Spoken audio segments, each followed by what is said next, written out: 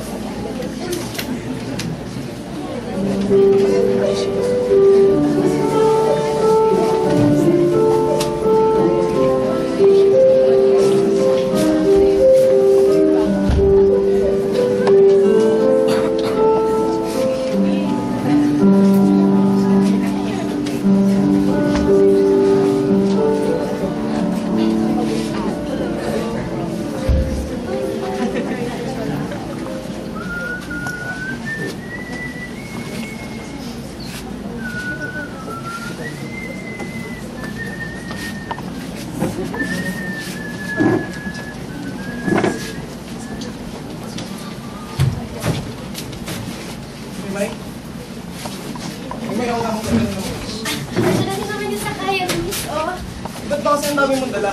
Luluwas ka na? Lunes na bukas, di ba? Nakaya ko ba dito ang magpapasko? Ano kasi, di ba hindi na daw pala holiday bukas, nagtrabaho daw si Ate Nancy, ayun, wala daw tao dun sa may opisina Pero pa nga mo mag-date tayo sa Pasko ha? Parang ang bata, pwede naman tayo mag-date sa Pasko Dumuwas ka na lang kaya, puntahan mo ako dun sa mga Rosales. Sa tingin ko naman, pwede ka mananghalian doon, papayagan ka ni Ate Nancy Saka, kikiligin yun si Nid pag nakita ka. Wala ko sa akin pagluto ka sa bahay Nakadalayan sa akin ng pating kay Jojo Pilay. Malagis na ako madaling araw habang ate pa. Paborito mo ba gayon? Bakit ka natin hindi pumalaon? Suya ako. Sumasal din kasi ako ngayon. Mga sobrang Christmas na si Kapitan Kapit ko daw sa mga post ng ilaw na to. Naantay ko lang si Paring Berting para matapos ko para makuha ko yung Christmas lights. Ganun ba? Mukhang delikado nga pumalaon Hindi naman. Ate naman kanina Saka kalmado ang dagat. Pipigil ko man kasi ako kaya hindi ako sumama. Akala ko pa naman dito magpapasko.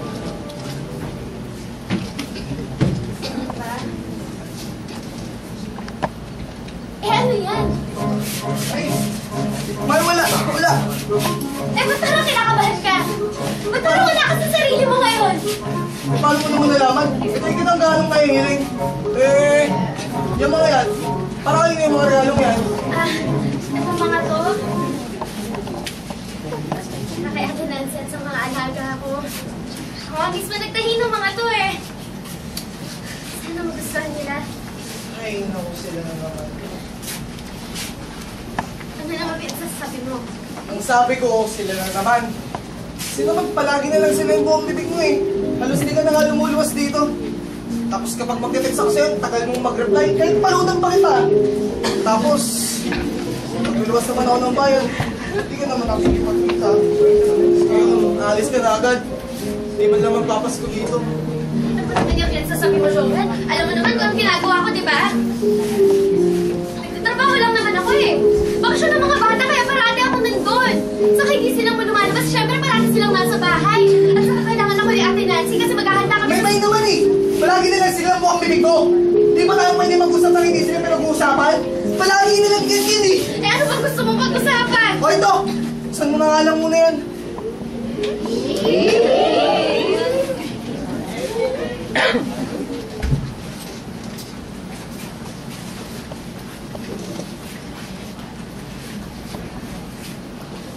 Joel! Right. Tagal na tayong magkakilala. Pinapagkabataw, magkaibigan na tayo eh. Paman, special ka na sa akin. Paman, minamahal kita. Pinamasayang araw ko nung tinanggap mo ako bilang boyfriend mo. Ngayon, bigyan mo lang ako magpasaya sa'yo. Wala Ramirez. Pakasal na tayo.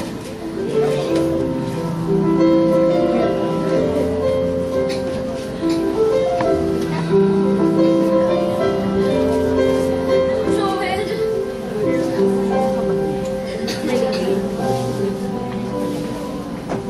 Joel!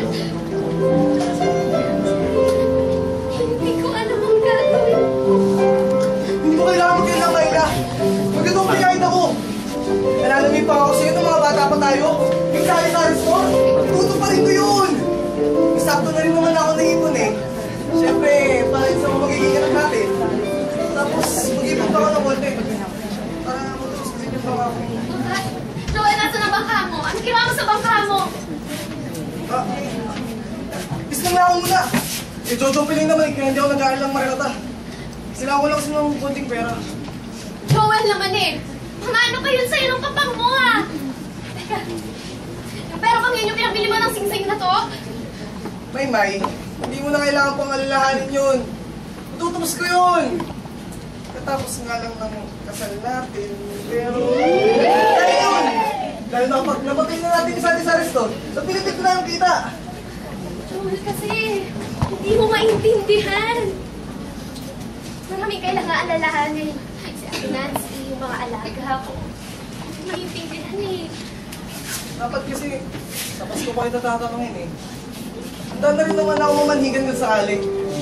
Mayla, kapag isa na tayo, hindi mo na kailangan pangalahanin yung kamot mga alaga mo. Hindi na tayo ang magtrabaho at mapagod ng sobre eh. Sarili mo yung oras mo. Siyempre, subukan pa rin natin magkaroon ng anak. Magiging mabuting tali ako sa mga magiging anak natin. Tapos, yung sari-sari store, ikaw nang bahala kung anong gusto mong gawin doon. Sabi ka naman mapagod ng sobra.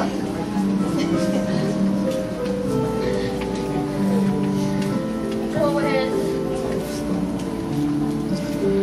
isip ko naman lahat yan eh. Kaso, hindi ko yata kayang iwan yung mga alaga ko eh. Joel, kailangan ba talaga umalis ako sa kanila? Ako, Mayla. Paano naman ako? Ang tagal-tagal kitang hinihintay eh. Pati nga yung pangako galing kay Papang, handa akong bitawan para lang mapasaya kita. Kailangan mo lang din kasi ng konting oras mo, Mayla. Ano nang mangyayari? Sabi ko palagi ka na lang nandun, ha? Ganyan din ba mangyayari kapag kasal na tayo? Joel, kasi, ano si Ate Nancy, mga alaga ko, alam mo naman na, ang laki-laki ng utang na loob ko sa kanila eh. Sa kanila ako humihingi ng tulong para kay nanay eh. Saka, nakakaawa naman si Ate Nancy. Isipin mo, wala na yung katulong sa bahay pag nagkataon. Si Jen nga eh, mag-isa na lang yun kasi graduate na sa Mercy Meet, ka-college na, pumunta ng Maynila. Kawawa naman si Jen pag nasa trabaho si Ate Nancy, wala na kasama. Napano naman yan. Kung hindi ka na lang magtatrabaho sa kanila, wala akong balang magkapamilya. Ngayon ako pagkasal na tayo, magkakaroon ka na ng sarili mong anak. Sarili mong kadugo. Yung magiging junior ko. Pero Joel, kasi, ano yung alaga ko? Paano ba talaga ako? Sorry.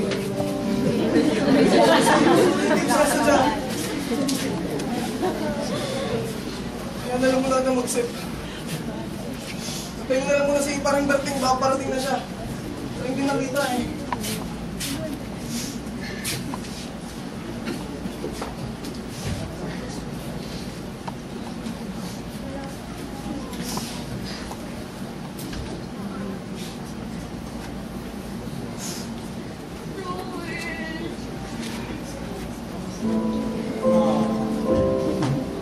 Joel, sorry.